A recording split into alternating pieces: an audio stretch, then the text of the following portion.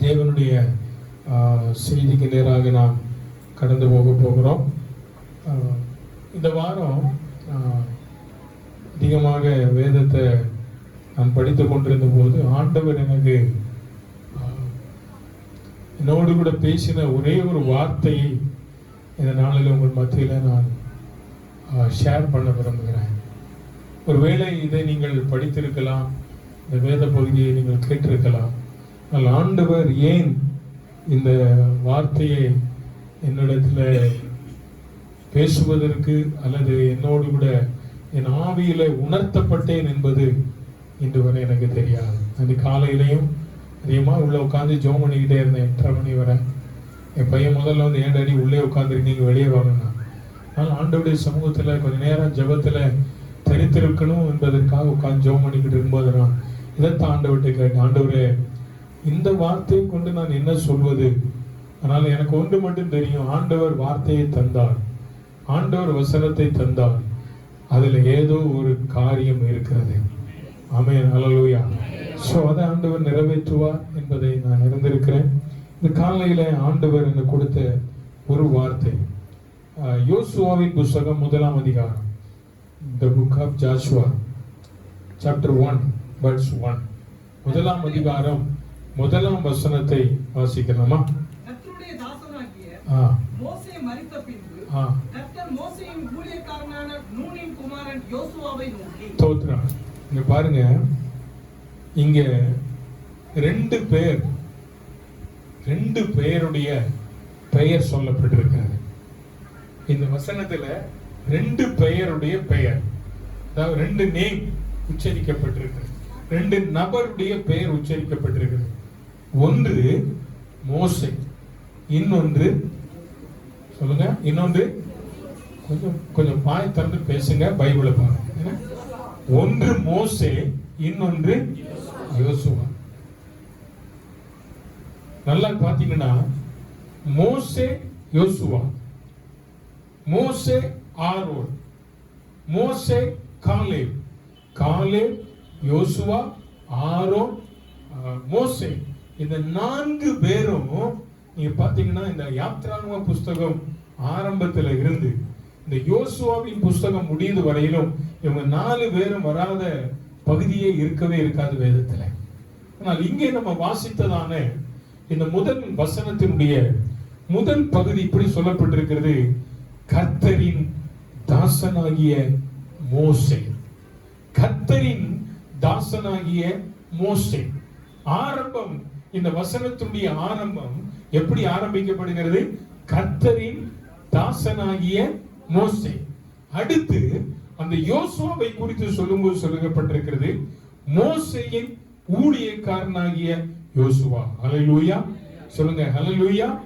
கர்த்தர் மோசேயின் ஊழியக்காரனாகிய நூனின் குமாரனாகிய யோசுவாவை நோக்கி. நல்லா பார்க்கணும், இங்க 2 பேருடைய பெயர் சொல்லப்பட்டிருந்தாலும் 2 பேருக்கு முன்பதாக சொல்லப்பட்டிருக்கிற வார்த்தைகளை கர்த்தருடைய பிள்ளைகள் நாம் தெளிவாக அறிந்து கொள்ள வேண்டும். ஒன்று கர்த்தரின் ஊழியக்காரனாகிய மோசே, இன்னொன்று மோசேயின் ஊழியக்காரனாகிய யோசுவா.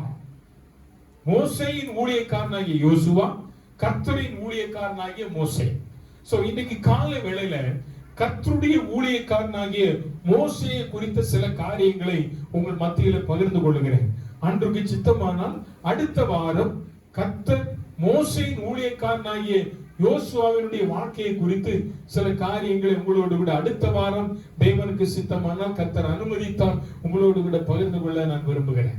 சோ இந்த கால வேளையில கர்த்தரின் ஊழியக்காரனாகிய மோசேயை குறித்ததான சில குறிப்புகளை உங்கள் மத்தியிலே நான் பகிர்ந்து கொள்ளும்படியாக விரும்புகிறேன். இந்த மோசேயை குறித்து கர்த்தருடைய பிள்ளைகளாக இருக்கிறதான நம்ம எல்லாருக்கும் நன்கு தெரியும். இந்த மோசேயினுடைய வாழ்க்கையின் ஆரம்பம் யாத்ராகமத்தின் புஸ்தகத்திலே ஆரம்பிக்கப்படுவதை நம்ம பார்க்க முடிகிறது. இந்த மோசேயை குறித்து நாம் அறிந்திருப்போம் என்று சொன்னால் நமக்கு எல்லாருக்கும் தெரிந்ததான ஒரு முக்கியமான சம்பவம் இஸ்ரவேல் ஜனங்களை வழிநடத்தி கொண்டு வந்ததான ஒரு தேவனுடைய மனிதன், கர்த்தரை முகமாய் பார்த்ததான ஒரு தேவனுடைய மனிதன். இப்படி பல காரியங்களை அவரை குறித்து நாம் வேதத்திலே வாசிக்க முடியும். ஆனால் இன்னைக்கு காலையிலே கர்த்தருடைய பிள்ளைகளே உங்களோடு கூட நான் பகிர்ந்து கொள்ளக்கூடியதான ஒரு 3 காரியங்கள். ஒன்று மோசேயினுடைய அழைப்பு, இரண்டாவது மோசேயை குறித்து தேவன் கொடுத்த சாட்சி, மூன்றாவது மோசே செய்ததான காரியம். நல்லா கவனிக்கணும். முதலாவது மோசேயினுடைய அழைப்பு, இரண்டாவதாக மோசே குறித்து சொல்லப்பட்டதான சாட்சி, மூன்றாவதாக மோசேயினால் செய்யப்பட்டதான காரியம். மோசேயினால் செய்யப்பட்ட காரியம், நிறைய காரியம் மோசேயுடைய கரங்களினாலே கர்த்தர் செய்தாலும் இன்றைக்கு காலையிலே உங்களோடு கூட கர்த்தர் சொன்ன காரியத்தை மட்டும் உங்கள் மத்தியிலே நான் பகிர்ந்து கொள்ளும்படியாக விரும்புகிறேன். கர்த்தருடைய பிள்ளைகளே, இது காலவேளையில கர்த்தருடைய தாசனாகிய மோசேயை குறித்து உங்கள் மத்தியிலே சில வார்த்தைகளை பகிர்ந்து கொள்ளிக்க தேவன் எனக்கு கொடுத்த நன்மைகளுக்காக நான் ஆண்டவருக்கு நன்றி செலுத்துகிறேன். வாசிக்கலாம். யாத்ராகமத்தின் புஸ்தகம் எக்ஸோடஸ் சாப்டர் 2 வெர்ஸ் 10, இரண்டாவது அதிகாரம் 10ஆம் வசனம். பிள்ளை பெரிதான போது அவன் அதை பார்வோனுடைய குமாரத்தினிடத்தில் கொண்டு போய் விட்டார். அவளுக்கு அவன் குமாரனானான். அவள் அவனை ஜலத்தினின்று எடுத்தேன் என்று சொல்லி அவனுக்கு மோசே என்று என்ன செய்தார்? இந்த சம்பவம் நம்ம எல்லாருக்கும் நன்றாக தெரியும். 2ஆம் அதிகாரம் 1ஆம் வசனம் சொல்லப்பட்டிருக்கிறது. லேவியின் குமாரத்திகளில் ஒருவன், குடும்பத்தாரில் ஒருவன் ஒருத்தியை விவாகம் பண்ணினான். அந்த ஸ்திரீ கர்ப்பவதியாகி ஒரு ஆண் பிள்ளையை பெற்று அது அளவுள்ளது என்று கண்டு அதை 3 மாதம் ஒளித்து வைத்தார். அதை 3 மாதம் என்ன செய்தார்? ஒளித்து வைத்தார். ஏன் இந்த 3 மாதம் ஒளித்து வைத்தார்கள் என்றால், அன்னைக்கு இருந்ததான எகிப்துல பார்வோன் இட்டதான கட்டளை, எகிப்துல எந்த ஆண் பிள்ளை என்ன செய்யக்கூடாது? உயிரோடு கூட என்ன செய்யக்கூடாது? இருக்கக்கூடாது. அந்த பிள்ளைகள் எல்லாம் கொலை செஞ்சிடணும்னு சொல்லி பார்வோன் ஒரு கட்டளை கொடுத்தான். சோ இந்த கட்டளைக்கு பயந்து மோசேயினுடைய பெற்றோர்கள் அந்த குழந்தையை 3 மாசம் ஒளிச்சு வச்சிருந்தாங்க. அந்த குழந்தை எப்படிப்பட்ட குழந்தையா இருந்தது என்றால், அது அழகுள்ளது என்று கண்டு என்ன செய்தார்களாம்? சொல்லுங்க. அது அழகுள்ளது என்று கண்டு அதை 3 மாதம். இப்போ நான் நினைக்கிறேன், பார்வோனிட கட்டளைக்கு பயந்து வச்சாங்களான்னு என்னதை விட கர்த்தருடைய வசனம் சொல்லுகிறது, அது அழகுள்ளது என்று கண்டு என்ன செய்தார்கள்? ஒளித்து வைத்தார்கள். அப்புறம் அந்த பிள்ளை என்ன செய்ய முடியல, ஒளிச்சு வைக்கவே முடியாததுனால அதுக்கு ஒரு பெட்டி உண்டாக்கி, நாணல் பெட்டி உண்டாக்கி, அந்த பெட்டியில அந்த குழந்தையை வச்சு நைல் நதியில கொண்டு போய் என்ன செய்விட்டார்கள்? விட்டுட்டாங்க. அப்ப அங்க பார்வோனுடைய குமாரத்தை குளிப்பதற்காக போனா அந்த பெட்டியை பார்த்தா, அந்த பெட்டிக்குள்ள இருக்க குழந்தையை எடுத்து அதை வளர்க்குவதற்கு மோசேயுடைய தாயின் இடத்தில் என்ன செய்தார்கள்? கொடுத்தார்கள் என்பது இதனுடைய முந்தின சில வசனங்களிலே நம்ம வாசிக்க முடியும். 9 வசனங்களிலே சொல்லப்பட்டிருக்கு. இப்போ 10வது வசனத்தில் நம்ம வாசிக்கும் போது, பிள்ளை பெரியவனான போது அவன் அதை பார்வோனுடைய குமாரத்தினிடத்தில் கொண்டு போய் விட்டான். அவளுக்கு அவன் குமாரனானாள். அவள் அவனை நான் ஜலத்தில் இருந்து எடுத்தேன் என்று சொல்லி அந்த குழந்தைக்கு என்னவென்று பெயரிட்டார்? யார் இந்த மோசேக்கு பெயர் வைத்தது? பார்வோனுடைய குமாரத்தை. உங்க பெற்றோர்கள் பெயர் வைக்கல, பெற்றோர்கள் அவர்களுக்கு பெயர் வைக்கல. பார்வோனுடைய குமாரத்தி இந்த மோசே நான் ஜலத்தில் இருந்து எடுத்தேன் என்று சொல்லி அவனுக்கு மோசே என்று என்ன செய்தார்களாம்? பெயரிட்டார்கள். மோசே வளர்ந்தான், பெரியவனானான். வேதம் சொல்லுகிறது அவன் 40 வயதான போது அந்த எகிப்தில் ஒரு சம்பவம் நடந்தது. எல்லாருக்கும் நமக்கு நன்றாக தெரியும். அங்கே 2 பேர் சண்டை போட்டுக்கிட்டு இருந்தாங்க. சோ இதை பார்த்து இவன் என்ன செய்தான், அவங்களை அடிச்சான், கொலை பண்ணினான். இதற்கு பயந்தவன் என்ன பண்ணிட்டான் தெரியுமா, பார்வோனுடைய அரண்மனையை விட்டு என்ன பண்ணி விட்டான், ஓடி போய் விட்டான். ஓடி போய் தம்பி மாமனுடைய ஆடுகளை அவன் என்ன செய்து கொண்டிருந்தான், வனாந்தரத்தில் மேய்த்து கொண்டிருந்தான். மோசேனுடைய வாழ்க்கை 120 ஆண்டு காலம். 40 3 வகைகளாக பிரிக்கலாம். முதல் 40 வருட காலம் அவன் பார்வோனுடைய அரண்மனையில வளர்ந்தான். அடுத்த 40 ஆண்டு காலம் அவன் வனாந்திரத்துல ஆடுகளை மேய்த்து கொண்டிருந்தான். அடுத்த 40 ஆண்டு காலம் இஸ்ரவேல் ஜனங்களை என்ன செய்து கொண்டான், வனாந்திரத்திலே வழிநடத்தி கானானுக்கு நடத்தி கொண்டு போனான்.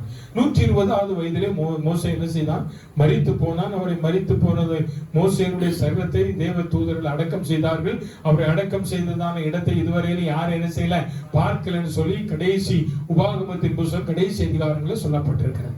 மோசேனுடைய சரித்திரம் எதுவாக இருப்பினும், நான் சொன்னது போல இந்த தேவனுடைய கர்த்தருடைய தாசனாகிய மோசே, அவனுடைய வாழ்க்கை எப்பேற்பட்டதான வாழ்க்கை. மோசே என்கிறதான பெயர் பார்வோனுடைய குமாரத்தியாலே அவனுக்கு இடப்பட்டதான ஒரு பெயர். சோ அவனை நான் ஜலத்திலிருந்து எடுத்தேன் என்பதற்காக அவனுக்கு மோசே என்று பெயரிட்டாள். இப்போ மோசே வனாந்தரத்திலே ஆடுகளை மேய்த்துக் கொண்டிருக்கும் போது, கர்த்தருடைய பிள்ளைகளை நம்ம எல்லாருக்கும் தெரியும், நன்றாக தெரியும். 2ஆம் அதிகாரத்துல நீங்கள் வேதத்துல வாசித்து பார்ப்பீங்க என்று சொன்னால், 2ஆம் அதிகாரம் 3வது அதிகாரங்கள் நீங்கள் வேதத்துல வாசிக்கும் போது, 3வது அதிகாரத்திலே நீங்கள் வேதத்துல வாசித்தீங்கன்னு சொன்னா, அங்கே மோசே வனாந்தரத்திலே ஆடுகளை மேய்த்துக் கொண்டிருக்கும் போது முட்செடி என்ன செய்கிறது, பற்றி எரிகிறது அவன் பார்க்கிறான். பற்றி எரியும் போது அவன் கிட்ட போகும்போது கத்து சொன்னா, நீ என் கிட்ட வராதப்போ பாதரட்சியை நீ என்ன செய், கலட்டி போடு, இது பரிசுத்த பூமி என்று சொன்னான். பரிசுத்த பூமி என்று சொல்லி அவனோடு கூட பேசிக் கொண்டிருக்கிறார். இப்போது முதலாவதாக மோசேனுடைய அழைப்பு. நான் வந்து சொன்னேன், கர்த்தருடைய தாசனாகிய மோசேயை கர்த்தர் அழைத்தார். நம்முடைய அழைப்பை குறித்து நம் வேதத்திலே வாசிக்கும் போது, நம் வேதத்திலே வாசிக்கலாமா? அவனுடைய 20வது வசனத்தை வாசிக்க பார்ப்போம். என் கையை நீட்டி எகிப்தின் நடுவிலே நான் செய்யும் சகலவித அற்புதங்களாலும் அதை வாதிப்பேன். அதற்கு பின் அவன் உங்களை போக விடுவான். தோத்திரம். இப்போ 3வது அதிகாரம் 10ஆம் வசனத்தை வாசிங்க.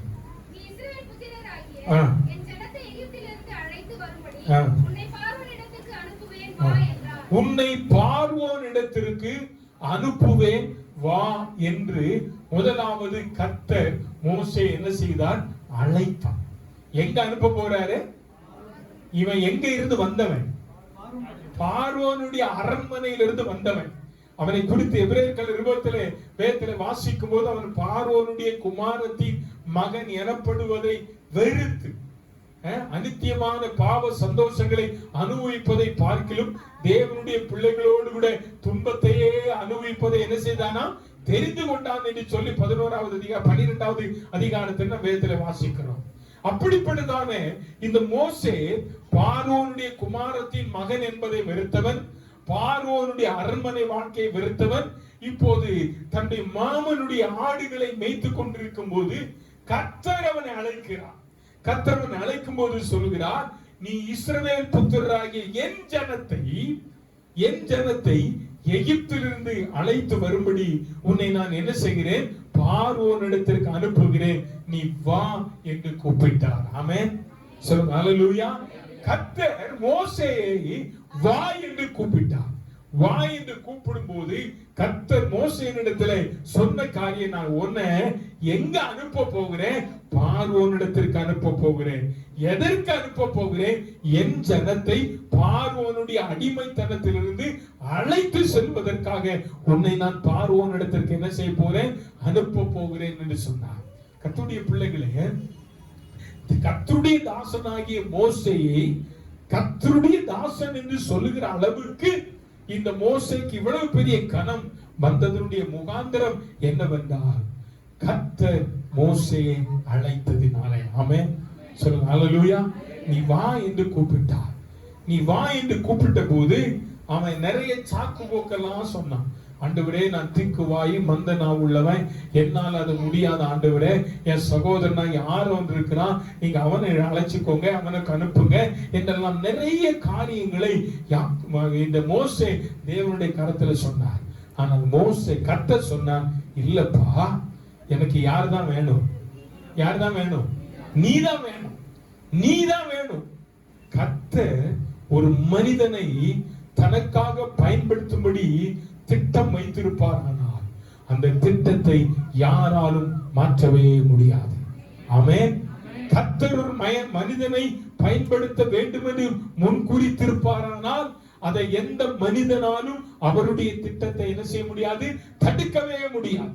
மோசேயை குறித்து தேவனுடைய திட்டம் பெரிய திட்டமாக இருந்தது. அந்த திட்டத்திற்கு தேவன் சமயத்தை தேடி வைத்திருந்தார்.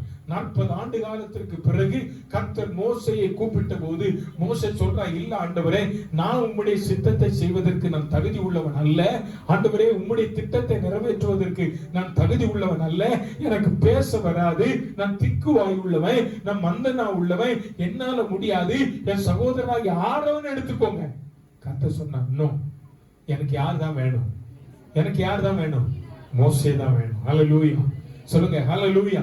அருமையான கர்த்தருடைய பிள்ளையே, இந்த கால வேளையில நீங்களும் நானும் கர்த்தரால் பயன்படுத்தப்பட வேண்டுமானால், கர்த்தர் உங்களை குறித்து, உங்களுடைய குடும்பத்தை குறித்து தேவனுடைய திட்டங்களை நிறைவேற்ற வேண்டும் என்பது தேவ சித்தமானால் அது எந்த மனிதனை கொண்டும் தடுக்கவே முடியாது. அது எந்த மனிதனாலும் தடை செய்ய முடியாது என்பதை மோசேனுடைய வாழ்க்கையை கொண்டு இந்த காலவேளையிலே நீங்கள் நானும் அறிந்து கொள்ள வேண்டும். கர்த்தர் மோசே அழைத்தார், வா என்று அழைத்தார். நீ வாப்பா, எனக்கு நீதான் வேண்டும் என்று அழைத்தார். அப்பொழுது மோசே தேவனை நோக்கி சொல்றான், பார்வோனிடத்தில் போகவும் இஸ்ரவேல் புத்திரை எகிப்திலிருந்து அழைத்து வரவும் நான் யாரு? எம்மாத்திரம். நல்ல கவனிங்க, நான் எம்மாத்திரம். இந்த மோசே எகிப்தினுடைய கலாச்சாரங்களை கற்றவன், எகிப்தினுடைய சகல காரியங்களையும் அறிந்தவன். 40 ஆண்டு காலமாக தன்னுடைய அரண்மனை வாழ்க்கை வாழ்ந்தவன். இப்ப சொல்றான், நான் எம்மாத்திரம் ஆண்டவரே, நான் எம்மாத்திரம். அவன் ஆண்டுடைய சமுத்திரம், நான் எம்மாத்திரம். என்னால அப்படின்னா முடியாது என்ற அர்த்தம். என்னால முடியாது என்ற கர்த்தர் சொன்னாரு, நீ எம்மாத்திரம் என்று சொல்லலாம், ஆனா எனக்கு தெரியும் உன் மேல ஒரு விசேஷ அபிஷேகம் இருக்காது. உன்னை கொண்டு நான் பெரிய காரியங்களை இந்த தேசத்துல என்ன செய்ய போறேன். யாரும் இதுவரை செய்திராத, உலகம் தோன்றி யாரும் இதுவரை செய்திராத ஒரு காரியத்தை நான் உன் வாழ்க்கையில செய்ய போறேன். அதனால வா என்றார். கர்த்தருடைய அழைப்புக்கு கீழ்ப்படிந்து வந்ததான மோசேயை கொண்டு கர்த்தர் செய்த மகத்தான காரியங்களை கர்த்தருடைய பிள்ளைகளை நீங்கள் நாம் அறிவோம். செங்கடலை கடக்க செய்தார், கன்மலையிலிருந்து நீரூற்றை வர செய்தார், 10 வாதைகளை எகிப்தியருடைய தேசத்திலே வரவழைத்தார். இன்னும் எத்தனையோ காரியங்களை கர்த்தர் மோசேயை கொண்டு செய்தார். ஒரே ஒரு காரியம் என்ன தெரியுமா? கர்த்தருடைய வார்த்தைக்கு அவன் கீழ்ப்படிந்ததினால, அவன் எம்மாத்திரம் என்று சொல்லி திரும்பவும் பின்வாங்கினாலும் கர்த்தர் அவனை விடாதபடிக்கு அவனை தன்னுடைய கரங்களிலே தெரிந்து கொண்டு அவனை பயன்படுத்த ஆரம்பித்தார். அதனால தான் அவனை குறித்து வேதம் சொல்லுகிறது, என் தாசனாகிய மோசே மரித்த பின்பு, என் தாசனாகிய என் கர்த்தருடைய தாசனாகிய மோசே மரித்த பின்பு மோசேயின் ஊழியக்காரனாகிய நூனின் குமாரனாகிய யோசுவாவை நோக்கி கர்த்தர் என்று சொன்னார். ஆமென், ஹல்லேலூயா. அப்ப கர்த்தருடைய பிள்ளைகளை, இந்த காலவேளையில மோசேயினுடைய அழைப்பு எவ்வளவு முக்கியமான அழைப்பு என்பதை கர்த்தருடைய பிள்ளைகளை இந்த காலவேளையில நாம் அறிந்து கொள்ள வேண்டும். உங்களையும் என்னையும் அழைத்தவர் கர்த்தனும். மத்தேயு எழுதின சுவிசேஷம் 4ஆம் அதிகாரம் அவருடைய 19வது வசனத்தின் வேதத்துல வாசிக்கும் போது இயேசு கிறிஸ்து கலிலேயா கடற்கரையில நடந்து போய் கொண்டிருக்கிறார். கலிலேயா கடற்கரையில நடந்து போய் கொண்டிருக்கும் போது அங்கே சிலர் மீன் பிடித்துக் கொண்டு வலைகளை அலசி கொண்டிருந்தார்கள். அங்கே அலசி கொண்டிருந்ததான அநேக படகுகள் அங்கே இருந்தாலும் அதுல ஒரு படவை பார்த்துட்டு 4ஆம் அதிகாரம் 19ஆம் வசனத்துல வாசித்து பார்த்தீங்கன்னா அங்க சொல்லப்பட்டிருக்கிறது. 4ஆம் அதிகாரம் மத்தேயு எழுதின சுவிசேஷம், என் பின்னே வாருங்கள். 18ஆம் வசனத்தை வாசிங்கம்மா. நடந்து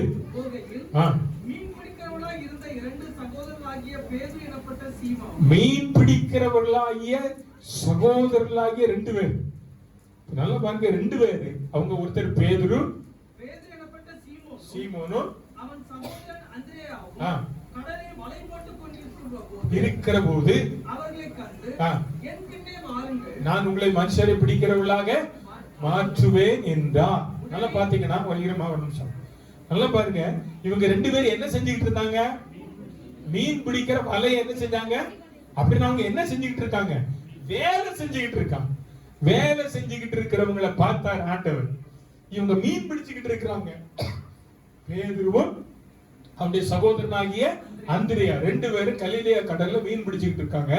இப்ப அவங்களை பார்த்து சொல்றாரு, எப்பா நீ ஏன் பின்னால வா, நீ மீன் பிடிக்க வேண்டாம், நான் உன்னை என்ன செய்வேன், மனுஷனை பிடிக்கிறவளாய் மாற்றுவேன் என்று சொன்னவர். அடுத்த வசனத்துல 20ஆம் வசனத்துல சொல்லப்பட்டிருக்கிறது, உடனே அவர்கள் என்ன செய்தார்கள்?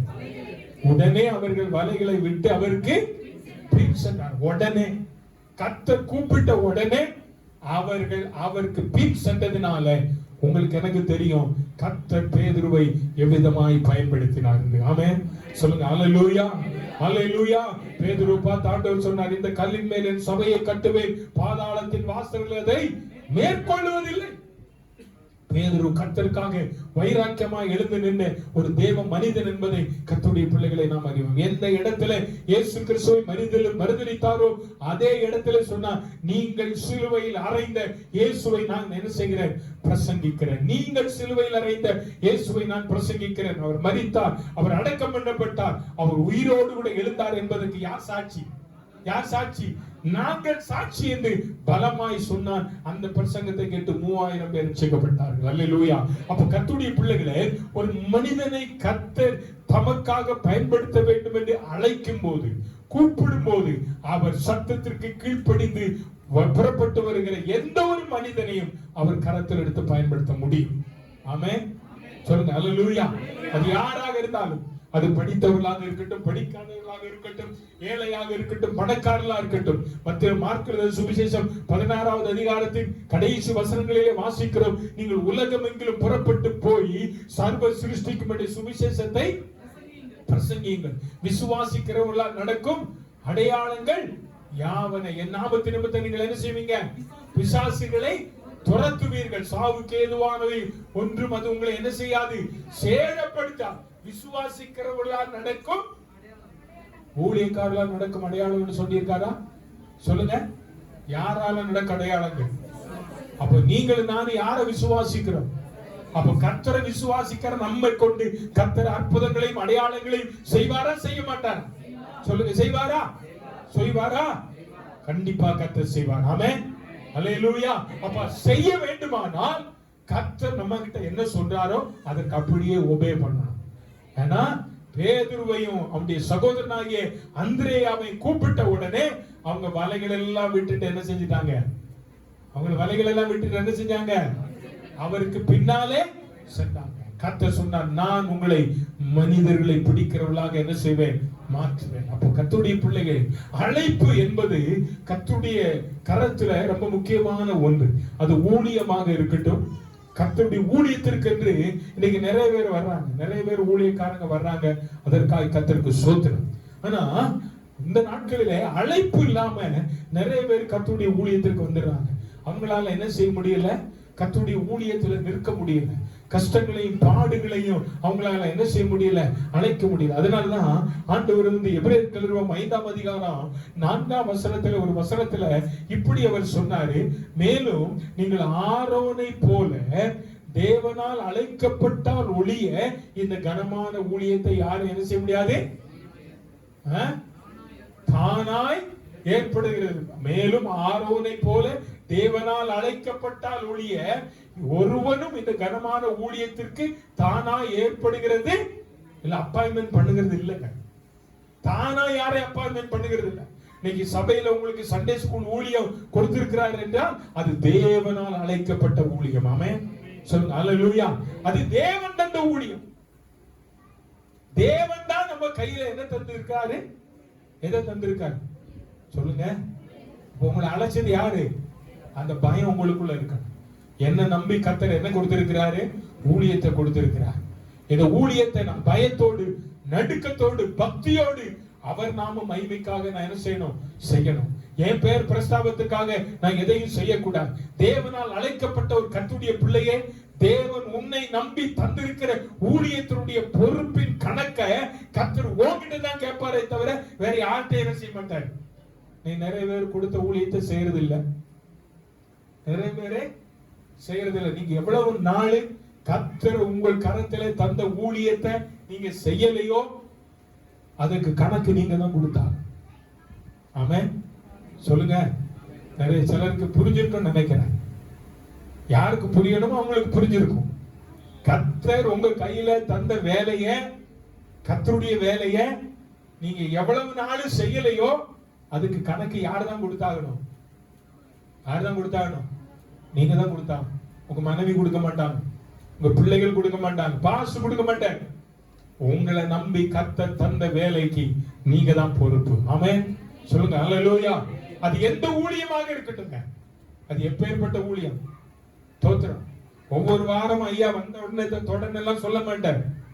வந்த உடனே தந்த வேலையை நம்ம என்ன செய்யணும். அதுதான் பெரிய ஆசீர்வாதம். அப்ப கர்த்தர் இங்க சொல்லப்பட்டிருக்கிறது, உங்களுக்கு தந்த வேலை பாஸ்டா தந்தது அல்ல, கர்த்தர் பாஸ்கிட்ட சொல்லி தந்த வேலை. ஆமென். அதற்கு நீங்க தான் சரி என்பதை ஆண்டவர் வெளிப்படுத்தி கொடுத்ததுனால கர்த்தர் தந்திருக்கிறார். இந்த ஊழியத்தை நீங்க அசதியாய் செய்யவே கூடாது. அசதியாய் செய்கிறவன் சபிக்கப்பட்டவன் என்று வேதம் சொல்கிறது. அதனால தேவன் தந்த வேலையை, தேவன் தந்த ஊழியத்தை கண்டிப்பாக உண்மையோடு விட அவருக்கு பயந்து செய்யும் போது தேவன் நம்மை ஆசீர்வதிப்பார். ஆமென். உங்களையும் சொல்லுவாங்க, கர்த்தருடைய ஊழியக்காரனாகிய சோ அண்ட் சோ. கர்த்தருடைய ஊழியக்காரனாகிய சொல்லுங்க. ஆமா, இன்னார்னு சொல்லணும். உங்க கையில தந்திருக்கிற பொறுப்பு அப்பேற்பட்ட பொறுப்பு. தோத்திரம். எந்த வேலையா இருந்தாலும் சரி, அது கூட்டுற வேலை, துடைக்கிற வேலை, பிஎஸ் ஆபரேட் பண்ற வேலை, எதுவா இருந்தாலும் தேவன் எனக்கு தந்திருக்கிற ஊழியம், அதை நான் பயத்தோடு செய்ய வேண்டும் என்கிற எண்ணம் நமக்குள்ள இருக்கணும். ஆமென் சொல்லுங்க அல்லேலூயா. இந்த வேலையை நீ உண்மையா செஞ்சுப்பார், கர்த்தருடைய வாழ்க்கையில மேன்மையை தருவார். ஆமென். இதை நிறைய பேர் செய்யறதே இல்லை. நிறைய பேருக்கு என்ன நினைப்போம் அப்படின்னா, இது நம்ம செய்ய வேண்டிய வேலை இல்லை, நம்ம போறோம், யாராவது செஞ்சு வச்சிருப்பாங்க. இல்ல, அப்படி இருக்க கூடாது. உங்களுக்கு கொடுக்கப்பட்ட வேலை உங்களுக்கே உரியது. ஆமென் சொல்லுங்க அல்லேலூயா. அல்லேலூயா. இப்போ ஒரு எலக்ட்ரீஷியன் இருக்காரு, கரண்ட் போயிடுச்சு, ஒரு பிளக் பீஸ் போயிடுச்சு, அவரை கூப்பிட்டு தான் நம்ம என்ன செய்யறோம், பீஸ் கேரியர் போடுறோம். ஏன்னா அவருக்கு தான் தெரியும், நான் போய் இப்ப அதை செஞ்சேன்னா அப்புறம் நான் கரண்ட் அடிச்சு கீழே கிடக்க வேண்டியதுதான்.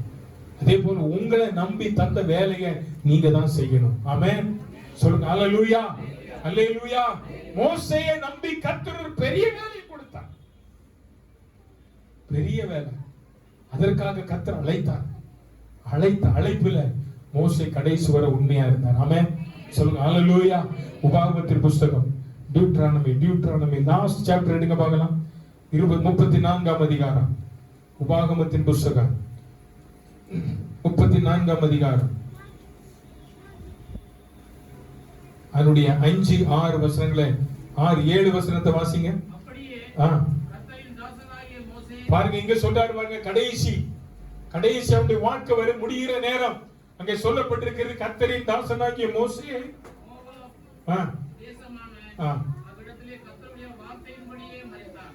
அவனுடைய மரணம் எப்பேற்பட்ட மரணம் சொல்லுங்க. கர்த்தருடைய வார்த்தையின்படி மரித்தான் என்றால் கர்த்தர் சொன்னார், அவ்வளவுதான் மகனே, உனக்கு இன்னையோட உன்னுடைய வாழ்க்கை ஓட்டம் என்ன செய்கிறது, முடிகிறது என்றால் அதான் அர்த்தம். அவனாக மரணத்தை என்ன செய்யல, தேடல. இன்னைக்கு நிறைய பேர் இருக்காங்க, அவங்களாக மரணத்தை என்ன செய்கிறது, அவன் எங்க போவான், எங்கதான் போவான். ஆமா, பிசாசு இன்னைக்கு நிறைய பேருடைய மைண்டை டைவர்ட் பண்ணிட்டு இருக்கிறான். தற்கொலையின் ஆவி. தோத்திரம். தயவு செய்து சொன்ன, நான் மாதிரி மறந்துட்டேன். நம்ம ஜெபம் பண்ணும் போது அந்த காரியத்திற்காக கடந்த ஒரு வாரத்துல, போன ஞாயிற்றுக்கிழமையிலிருந்து இந்த வாரம் முடியல. சோ இந்த ஒரு வாரத்திற்குள்ள எனக்கு தெரியும் 3 பேர் சூசைட் பண்ணிருக்காங்க. 3 பேர் என்ன பண்ணிருக்காங்க, சூசைட் பண்ணிருக்காங்க. 3 பேர். இது எத்தனை பேர் நிறைய ஆனாலும் தெரியல. சூசைட், தற்கொலை ஆவி. இந்த ஆவிகளை நம்ம என்ன செய்யணும், முதலாவது கடிந்து என்ன செய்யணும், ஜெபம் பண்ணணும். ஒவ்வொரு நாளும் ஜெபம் பண்ணுங்க. உங்க பஸ்திக்குள்ள இப்படிப்பட்டதான ஆவி கிரியை செய்யக்கூடாது. உங்க தெருவில் இப்படிப்பட்ட ஆவி கிரியை செய்யக்கூடாது. உங்க வீட்டுக்குள்ள இப்படிப்பட்ட ஆவி கிரியை செய்யக்கூடாது. ஆமென், ஆமென். சொல்லுங்க ஆமென். பிசாசு உங்க வீட்டுக்குள்ள இருந்தா அவன் உங்க வாழ்க்கையில இப்படிப்பட்ட எண்ணத்தை கொண்டு வருவான். சின்ன சின்ன காரியத்துக்கு கூட செத்து போயிடுவேன். என்ன செய்வேன்? செத்து போயிடுவேன். எண்ணம். இந்த எண்ணங்களை முறியடிக்கணும். எல்லாம் கண்ணை மூடுங்க. வலது கரத்தை உயர்த்தி ஜெபம் பண்ணுவோமா? பாரத்தோடு ஜெபம் பண்ணுவோம். நல்ல கண்ணை மூடி ஜெபம் பண்ணுவோம். ஆண்டவரே, இந்த கால வேளையில் ஆண்டவரே, இந்த அந்தமான் தீவுல, குறிப்பா இந்த போர்ட் பிளேயர் பகுதியில கிரியை செய்கிற தற்கொலை நாவிகள் ஆண்டவரே, குறிப்பாக கிறிஸ்தவர்கள் மத்தியில, விசுவாசிகள் மத்தியில கிரியை செய்கிற பொல்லாத தற்கொலை நாவியின் எண்ணங்களை இயேசுவின் நாமத்தினாலே கடினப்படுத்துகிறோம். ஆண்டவரே, திருடவும் கொல்லவும் அழிக்கவும் என்று வேறொன்றுக்கும் வரா, நானும் அவைகளுக்கு ஜீவன் உண்டாகும், அது பரிபூர்ணப்படும் வந்தேன் என்றவரே. இயேசுவே, நீர் இந்த பிள்ளைகளை பாதுகாத்துக் கொள்ளும். இனி எந்த ஒரு கிறிஸ்தவன், எந்த ஒரு விசுவாசியும் இப்ப ஏற்பட்ட காரியங்களை செய்யக்கூடாது. ஆண்டவரே, இந்த போர்ட் பிளேயர் பகுதியில ஆளுகை செய்கிற எல்லா தற்கொலை ஆவிகளை, எல்லா பொல்லாத ஆவிகளை இயேசுவின் நாமத்தினாலே, இயேசுவின் நாமத்தினாலே, இயேசுவின் நாமத்தினாலே கடினப்படுத்துகிறோம். அப்படியே செய்வதற்காக நன்றி. இயேசுவின் நாமத்தில் பிதாவே, ஆமென். ஹல்லேலூயா, ஹல்லேலூயா. கர்த்தர் நம்மை அழைத்தவர். மோசேயை கர்த்தர் அழைத்து ஒரு பெரிய பொறுப்பை கர்த்தர் கொடுத்தார். இப்ப வசனத்தை வாசிங்க. அந்த வசனத்தை, அவர் அவனை அடக்கம் பண்ணினார். தோத்திரம். இயேசுநாதர் கல்லறை எங்க இருக்கு? சொல்லுங்க, தெரியாதா? சுத்தமா சொல்லுங்க. எருசலேமில் இருக்கு. அத போய் எல்லாம் பார்த்துட்டு வர்றாங்க. ஆபிரகாமின் கல்லறை இருக்கான். எல்லா பரிசுத்தமான கல்லறை இருக்கு. இங்கிலாந்துக்கு போனீங்கன்னா ஒரு குறிப்பிட்ட ஏரியால பெரிய பணக்காரர்கள், ராயல்ஸ், அவங்களுடைய கல்லறைகள் தனியா வச்சிருக்காங்க. அதுலதான் சில மிஷனரிகளே அடக்கம் பண்ணி இருக்காங்க. டேவிட் லிவிங்ஸ்டன் போன்ற பரிசுத்தவானுடைய கல்லறைகள் அங்கதான் இருக்கின்றாங்க. அதெல்லாம் இருக்கு. ஆனா உலகத்துல ஒருத்தருடைய கல்லறை மட்டும் இதுவரை பார்க்கவே முடியல. யாருடைய கல்லறை எங்க வச்சான்னு தெரியல. ஆமென், சொல்லுங்க. அல்லேலூயா. தேவனால் அழைக்கப்பட்ட மோசேயினுடைய கல்லறை எங்க இருக்குன்னு தெரியல. அவரை யார் தான் அடக்கம் பண்ணதா? சொல்லுங்க. ஆமா, கர்த்தர் அவரை அடக்கம் பண்ணினாரா. வேதம் சொல்லுகிறது, மோசே மரிக்கிற போது 120 வயதா இருந்தான். அவன் கண் இருள் அடையவும் இல்லை. அவன் பலன் என்ன செய்யல? அவன் பலன் என்ன செய்யல? அப்ப அவன் ஆண்டவர் என்னைக்கு அழைச்சாரோ அன்னைக்கு என்ன பலன் இருந்துச்சோ அந்த பலன் அவன் சாகிற வரையில் இருந்தது. ஆமென். அவன் என்னைக்கு ஓட்டத்தை ஓட ஆரம்பித்தாரோ அந்த ஓட்டம் அவர் முடியும் வரையில், இந்த பூமியில் இருந்து அப்படி ஜீவனை கர்த்தர் எடுத்துக்கொள்ளும் வரையிலும் அந்த பலன் என்ன செய்யல? என்ன செய்யல? குறையல. ஆமென். அல்லேலூயா, அல்லேலூயா. கர்த்தருடைய பிள்ளையை, தேவன் உன்னை அழைத்தது எதற்காக? உனக்கு கர்த்தர் மான்களின் கால்களுக்கு ஒத்த பலனை கர்த்தர் தந்து இந்த பூமியிலே உங்களை என்னை ஓட வைத்திருக்கும் போது நம்ம அடிக்கடி நான் பலவீனனா இருக்கிறேன், நான் பலவீனனா இருக்கிறேன், நான் பலவீனனா இருக்கேன் என்று சொல்லாதே. உன்னை நாவினால் நீ அறிக்கை செய்யாதே. சொல்லு, பலவீனன் எவனும் பலவான் என்று சொல்வானாக. அல்லேலூயா. கர்த்தருடைய பிள்ளை, கர்த்தர் மோசே அழைத்தார். அந்த மோசே தேவனுடைய சத்தத்திற்கு கீழ்ப்படிந்ததினால வேதத்திலே நாம் வாசித்த இந்த வேத வசனத்தின்படி கர்த்தர் மோசேயை அடக்கம் செய்தார். அவருடைய கண்கள் இருளாகவில்லை, அவனுடைய பலன் என்ன செய்யவில்லை? குன்றி போகவில்லை என்று சொல்லப்பட்டிருக்கிறது. உங்களை கர்த்தர் அழைத்தது ஒரு நோக்கத்தோடு அழைச்சிருக்கிறார். என்ன கர்த்தர் அழைச்சது ஒரு நோக்கத்தோடு கூட அழைச்சிருக்கிறார். இந்த அழைப்புல அவர் வருகை மட்டும் உறுதியாய் நிற்க கர்த்தர் நமக்கு உதவி செய்வாராக. இரண்டாவதாக சொன்னேன், மோசேயை குறித்து கர்த்தருடைய தாசனாகிய மோசேயினுடைய அழைப்பு. இரண்டாவது, கர்த்தருடைய தாசனாகிய மோசேயினுடைய சாட்சியின் ஜீவியம். அவருடைய சாட்சியின் ஜீவியத்தை குறித்து என்னாகமத்தின் புஸ்தகம் நம்பர்ஸ் 12:7 வாசிக்க பார்க்கலாம். என்னாகமம் 12:7.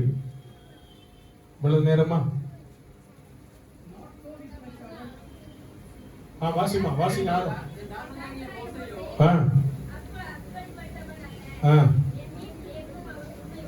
என் தாசனாகிய மோசேயோ அப்படிப்பட்டவன் அல்ல, என் வீட்டில் எங்கும் உண்மை உள்ளவன். ஆமென். என் வீட்டில் எங்கும் எப்படிப்பட்டவன்? உண்மை உள்ளவன். நல்லா பாருங்க, தேவனால் அழைக்கப்பட்ட ஒரு கர்த்தருடைய பிள்ளை, தேவனுடைய அழைப்பில உறுதியா இருக்கிற ஒரு தேவனுடைய பிள்ளை. தோத்திரம். இந்த பூமியில நல்ல பேர் வாங்குறது என்பது கடினமா இருக்கு. ஆனா அதை வாங்கிதான் ஆகணும். நல்ல சாட்சி நமக்குள்ள இருக்கணும். சாட்சி ரொம்ப முக்கியம். இங்க கர்த்தர் அவரை குறித்து சாட்சி கொடுக்கிறார். என் தாசனாகிய மோசே தேவனுடைய வீட்டில் இருந்து எப்படிப்பட்டவரா இருந்தா? எப்படி உள்ளவரா இருந்தா? உண்மை உள்ளவர். ஹல்லேலூயா. எங்க உண்மை உள்ளவரா இருந்தாரா? தேவனுடைய வீடு. தேவனுடைய வீடு என்பது எது? சபை. நீங்களே தேவனுடைய ஆலயம். அப்போ தேவனுடைய வீட்டில நம்ம எப்படி இருக்கணும்? எப்படி இருக்கணும்? ஆமா, தேவனுடைய வீட்டில அவன் உண்மை உள்ளவனா இருந்தான். இதே வசனத்தை நீங்க எபிரேயர் 3ஆம் அதிகாரம் ஹீப்ரூஸ் சாப்டர் 3 verse 2ல வாசிக்க முடியும். வாசிக்க பார்க்கலாம். எபிரேயர் 3ஆம் அதிகாரம் 2ஆம் வசனத்தை. இவ்வளவு நேரமா பைபிள் தேவனுடைய வீட்டில் எங்கும் உண்மை உள்ளவனாய் இருந்தது போல இவரும் தம்மை ஏற்படுத்தினவருக்கு உண்மை உள்ளவராய். இவரும், அது யாரை குறிக்கும் தெரியுமா? இயேசு கிறிஸ்துவை குறிக்கும். இவரும் தம்மை ஏற்படுத்தினவருக்கு முன்பாக எப்படி இருந்தாரா? உண்மை உள்ளவராய். மோசே தேவனுடைய வீட்டுல எப்படி இருந்தான்? சொல்லுங்க சொல்லுங்க. இப்ப நான் கேட்கிறேன், நம்ம எல்லாம் யாரு? கர்த்தருடைய பிள்ளைகள். நம்மளை குறித்து வேதம் என்ன சொல்லுகிறது? 1 கொரிந்தியர் 3:16 நீங்கள் தேவனுடைய, அப்ப தேவனுடைய வீடு. நீங்களும் நான் யாரு? தேவனுடைய ஆலயம், தேவனுடைய வீட்டுல. மோசே எப்படிப்பட்டவனா இருந்தான்? இன்னைக்கு நான் திருப்பி கேள்வி கேட்கிறேன். மோசே உண்மையா இருந்தான். நீங்களும் நானும் தேவனுடைய வீட்டுல உண்மையா இருக்கிறோமா? தேவனுடைய வீட்டில நாம் உண்மை உள்ளவர்களா இருக்கிறோமா? தேவனுடைய காரியங்களில நாம் உண்மையா இருக்கிறோமா? அவனை அழைத்த கர்த்தர் அவனை குறித்தே சாட்சி கொடுக்கிறார். மோசே என் வீட்டுல எப்படி இருக்கிறான்? வீட்டுல எங்கும் உண்மையா இருக்க. எல்லா காரியத்திலும். இன்னைக்கு நம்ம என்னென்ன காரியத்துல உண்மை இல்லாம இருக்கிறோம்? நிறைய காரியத்துல ஒரு லிஸ்ட் போட்டு பாருங்க. நீங்க என்னென்ன காரியத்துல நீங்களும் நானும் தேவனுக்கு முன்பாக உண்மை இல்லாம இருக்கிறோம், வாழ்ந்து கொண்டு இருக்கிறோம். கர்த்தருடைய வருகை நாட்கள் சீக்கிரம். கர்த்தருடைய வருகைக்கான காரியங்கள் எல்லாம் அந்த பூமியில் நடந்துகிட்டு இருக்கு. கர்த்தருடைய பிள்ளைகளை நீங்களும் நானும் இந்த நாட்களில் இந்த உலகத்தில் ஓடிக்கொண்டிருப்பதனுடைய ஒரே ஒரு லட்சியம், அவர் வரும்போது அவரை சந்திக்கணும். ஹல்லேலூயா, ஹல்லேலூயா. அவர் வரும்போது அவர் சந்திக்கணும்னா அவருடைய வீட்டில் இருக்கிற நீங்க அவருக்கு முன்பாக உண்மையா இருக்க கற்றுக்கொள்ளுங்க. உண்மையா இருங்க ஆண்டவருக்கு என்பதாக. உடைய வார்த்தையில, உடைய நடக்கையில, உடைய பேச்சில, உடைய செய்கைகளில, கர்த்தருடைய காரியத்தில நீ உண்மை இல்லாமல் இருப்பாயனா நீ பரிதபிக்கப்பட்ட நிலைமையில போயிடுவ. இன்னைக்கு கணவன் மனைவிக்குள்ள உண்மை இல்லை, மனைவி கணவனுக்குள்ள உண்மை இல்லை, பிள்ளைகள் பெற்றோருக்குள்ள உண்மை இல்லை, பெற்றோர்கள் பிள்ளைகள் உண்மை இல்லை. எங்க உண்மை இல்லை? ஆனா வேதம் சொல்லுகிறது மோசே தேவனுடைய வீட்டில உண்மை உள்ள மனிதனாக இருந்தான். ஆமென் சொல்லுங்க. ஹல்லேலூயா, ஹல்லேலூயா. இந்த காலையில் ஆண்டவருடைய சமூகத்துல நீங்களும் நானும் கேட்க வேண்டிய ஒரே ஒரு காரியம், ஆண்டவரே நான் நம்முடைய வீட்டில் எப்படி இருக்கிறேன்? நான் நம்முடைய வீட்டுல வந்தேன், ஏதோ பாஸ்டர் பிரசங்கம் பண்ணாரு கேட்டேன், வரலன்னா ஞாயிற்றுக்கிழமை வரலையான்னு கேட்பாரு, அதற்காக வந்தது அல்ல. தேவனுடைய வீட்டிற்குள்ளே வருகிறதான நான் தாவீது சொல்லுகிறான், தேவனுடைய வீட்டை குறித்ததான பக்தி வைராக்கியம் என்னை நாள்தோறும் என்ன செய்கிறது? என்னை நெருக்குகிறது. தேவனுடைய வீட்டை குறித்ததான பக்தி வைராக்கியம் என்னை பட்சித்து போட்டது என்று சொன்னான். இன்னைக்கு தேவனுடைய வீட்டை குறித்த உங்களுடைய எண்ணம் எப்படி இருக்கிறது? தேவனுடைய சபையை குறித்த எண்ணம் உங்களுக்குள்ள எப்படி இருக்கிறது? நம்ம சபை வளரணும், நம்ம சபைக்கு போகணும், ஆராதனைக்கு நேரப்பட போகணும், லேட்டா போகக்கூடாது, பாட்டு பாட்டுக்கே போகணும், முதல் முழு ஆராதனையிலும் கலந்து கொள்ள வேண்டும், கர்த்தருடைய காரியங்களில் ஜெபங்களிலே கலந்து கொள்ளணும், ஊழியம் செய்யணும். இந்த மாதிரி எண்ணங்கள் உங்களுக்குள்ள இருக்கிறதா? அப்ப நீங்கள் நான் எப்படி சொல்ல முடியும் தேவனுடைய வீட்டை குறித்ததான பக்தி வைராக்கியம் என்னை நெருக்குது, என்னை பட்சிக்கிறது என்று எப்படி சொல்லுவீங்க நீங்க?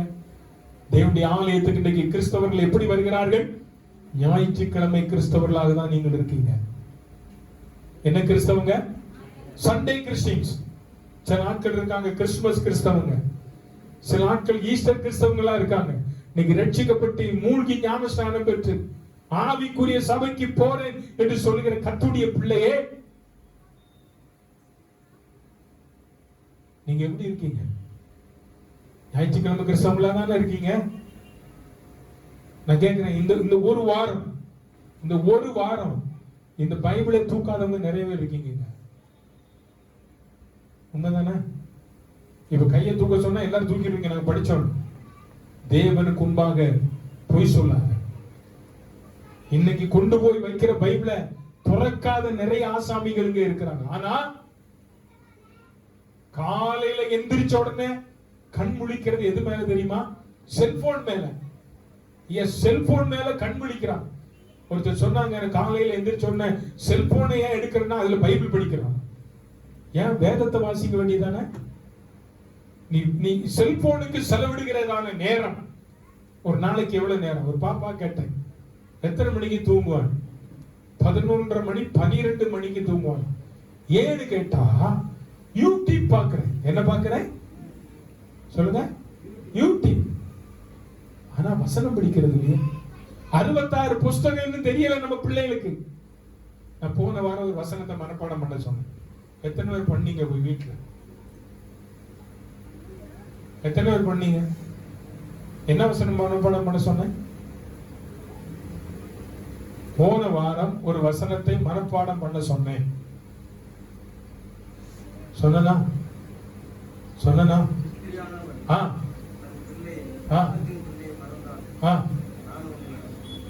ஸ்திரீயானவள் தன் கற்பத்தின் பிள்ளைக்கு இறங்காமல் தன் பாலகனை ஆதிதான் சொன்னார். அவள் உன்னை மறந்தால் நான் என்ன செய்வதில்லை. இந்த வசனத்தை மனப்பாடம் பண்ண சொன்னா நீங்க எல்லாம் படிச்சீங்களா?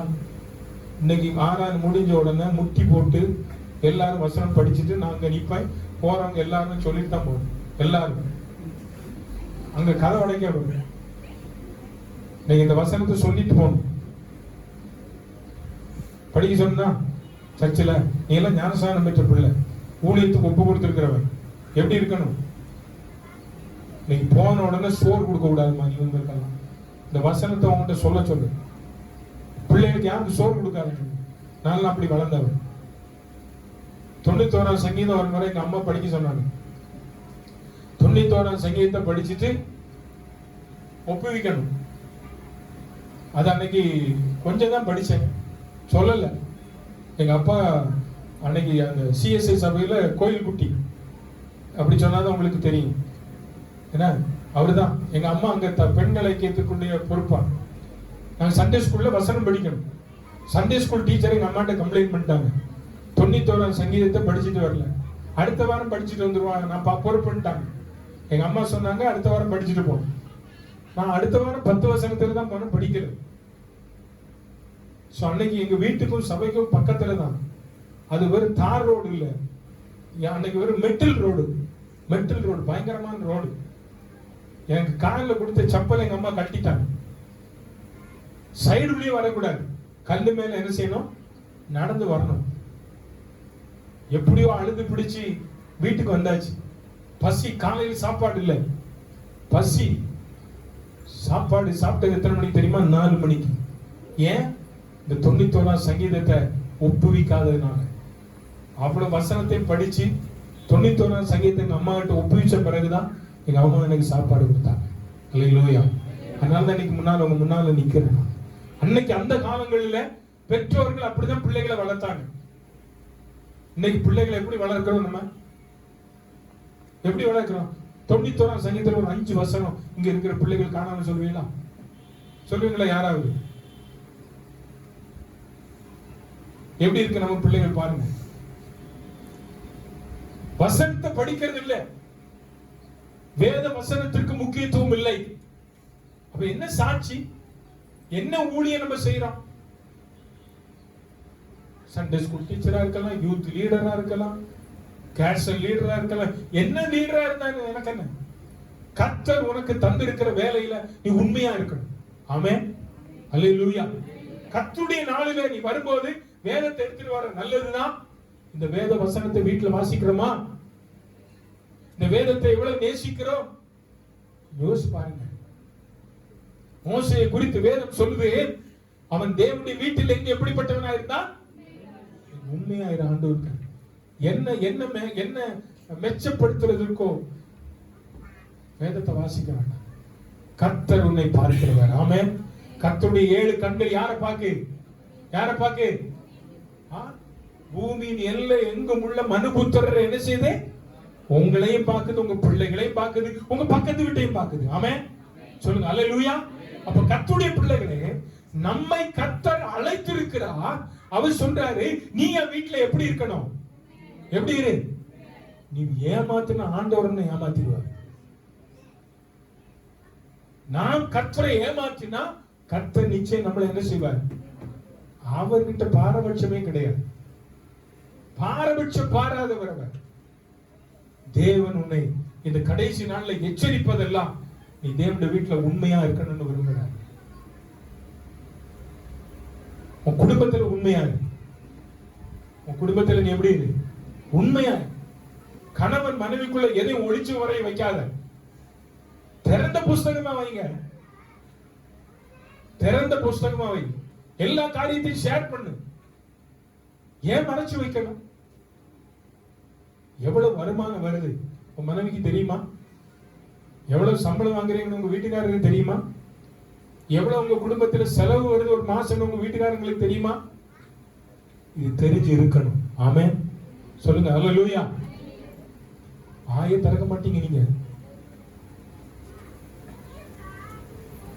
நம்ம முதலாவது நம்ம குடும்பத்துல உண்மையா இருந்தா தான் நம்ம தேவ சபையில உண்மையா இருக்க முடியும். அல்லேலூயா. அல்லேலூயா. அல்லேலூயா. இதுவரை நீங்க எப்படி இருந்தீங்களா எனக்கு தெரியாது. இனிமேல் இன்னைக்கு இந்த ஒரு தீர்மானம் எடுங்க. ஆண்டவரே, நான் உமக்கு முன்பாக எப்படிப்பட்டவனா இருக்கணும்? திறந்த புஸ்தகமா உண்மையான ஆண்டவருக்கு முன்னால இருக்கணும். அல்லேலூயா.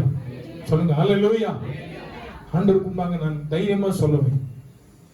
இங்கே நீங்கள் கொடுக்க ஒவ்வொரு காணிக்கையும் நான் எடுக்கும் போதெல்லாம் தேவனுக்கு பயந்த ஆண்டவர் சொல்லுவேன், ஆண்டவரே இது என் பிள்ளைகள் கொடுத்த பணம், இதுல நான் ஆண்டவருக்கு உண்மையா இருக்கணும். ஆமென். சொல்லுங்க அல்லேலூயா. அல்லேலூயா. இதுவரை ஆண்டவர் என்னை நிறுத்தி வைத்திருக்கிற அப்படி இதுவரை கர்த்தர் அப்படிதான் நடத்திட்டு வர. அது ஊழிய காரியமாக இருக்கட்டும், எந்த காரியமாக இருந்தாலும் சரி, தைரியமா சொல்ல முடியும். என் ஒளிமறவே கிடையாது. எது வேணாலும் சில நேரங்களில் பாசமா கூட சொல்லுவாங்க, ஏன் இதெல்லாம் சொல்றீங்க? என் மனசுல எதுவும் வைக்காது. எனக்கு உள்ளத்துக்குள்ள ஆண்டவர் கொடுத்த ஒரு வசனம் என்ன தெரியுமா? சுத்த இருதயம் உள்ள இஸ்ரவேலருக்கு தேவன் எப்படி இருக்கிறாரு? நல்லவர். அல்லேலூயா. இயேசு எனக்கு எப்படிப்பட்டவர்? உனக்கு உன் இருதயம் சுத்தமா இருந்தா ஆண்டவர் உனக்கு எப்படி இருப்பாரு? எங்க பாஸ் இறந்து போயிட்டாரு, நான் சொல்லியிருக்கேன்.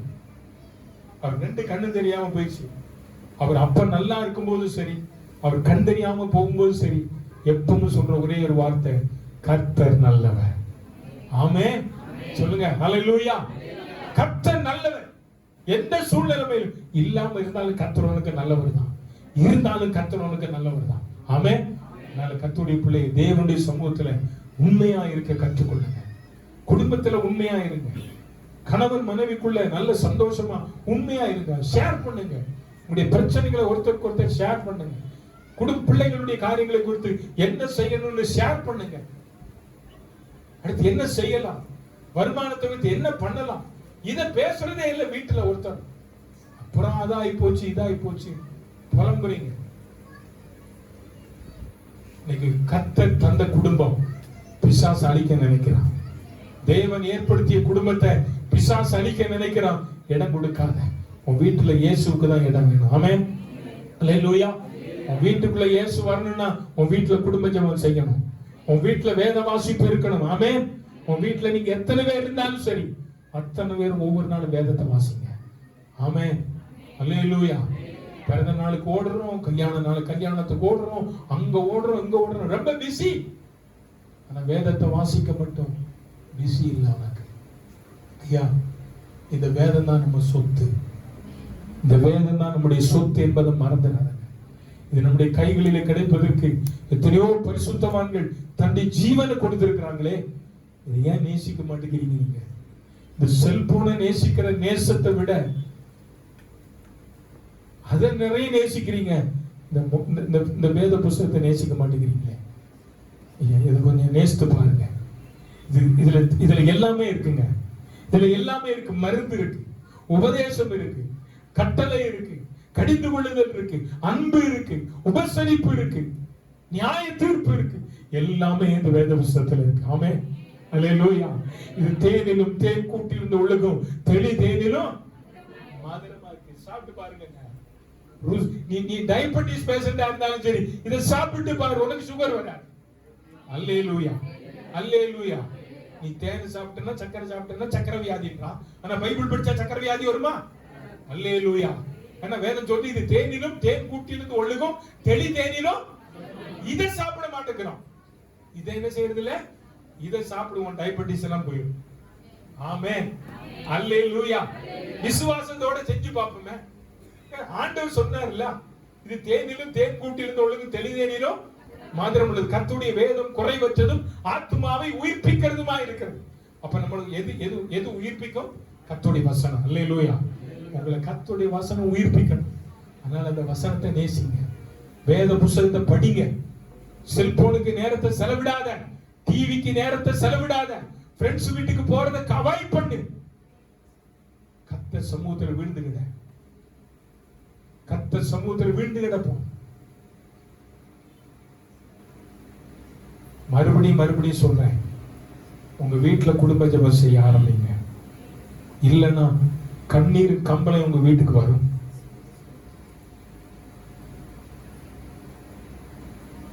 ஆண்டவர் சொல்ல சொன்னதை சொன்னேன்.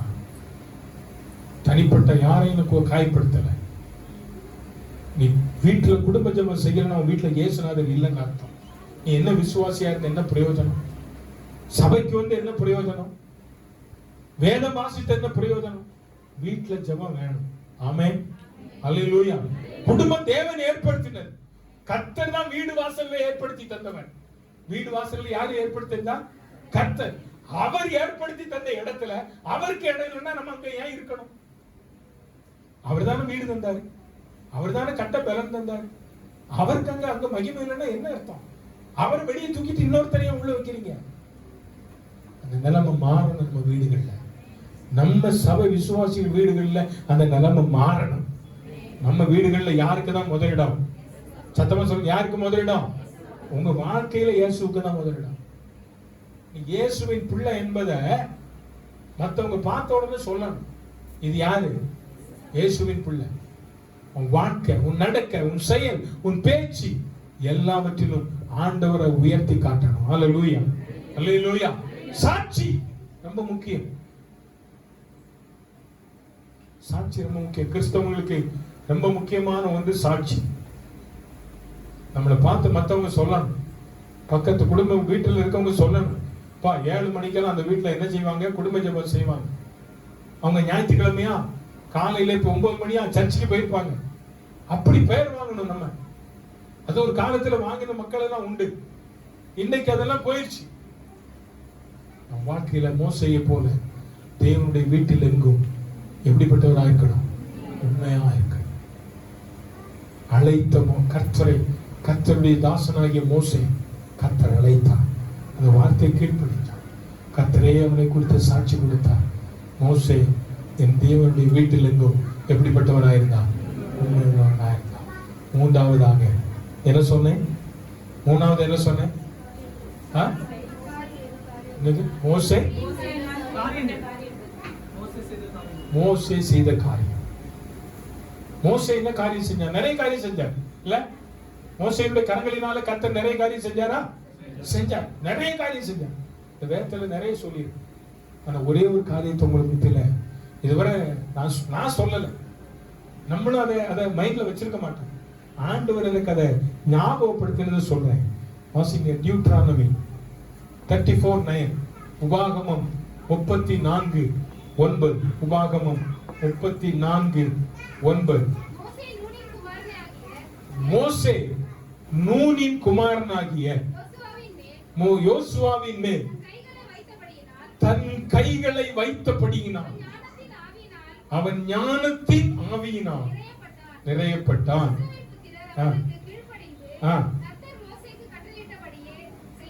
சோத்திரம். மோசே கொண்டு கர்த்தர் பெரிய காரியங்களை செஞ்சார். வனாந்திரத்துல மன்னா கிடைச்சது, எல்லாம் கிடைச்சிச்சுல. கண்மலையிலிருந்து தண்ணீர் எல்லாம் வந்தது, அது எல்லாம் வந்தது. நான் சொன்ன ஏற்கனவே இந்த யாத்ராமத்தின் புஸ்தகத்திலிருந்து யோசுவாவின் புஸ்தகங்கள் வர ஆரோன், மோசே, யோசுவா, காலே போன்ற தேவனுடைய மனுஷருடைய ஹிஸ்டரி நிறைய வருது. அது யோசுவாவை குறித்து சொல்றாரு, மோசே நூனின் குமாரனாகிய யோசுவாவின் மேல் தன் கைகளை வைத்தபடியினால் அவன் ஞானத்தின் ஆவியினால் என்ன செய்தான்? இப்ப இந்த சம்பவம் எப்ப நடக்கு தெரியுமா? இந்த சம்பவம் எப்ப நடக்கு?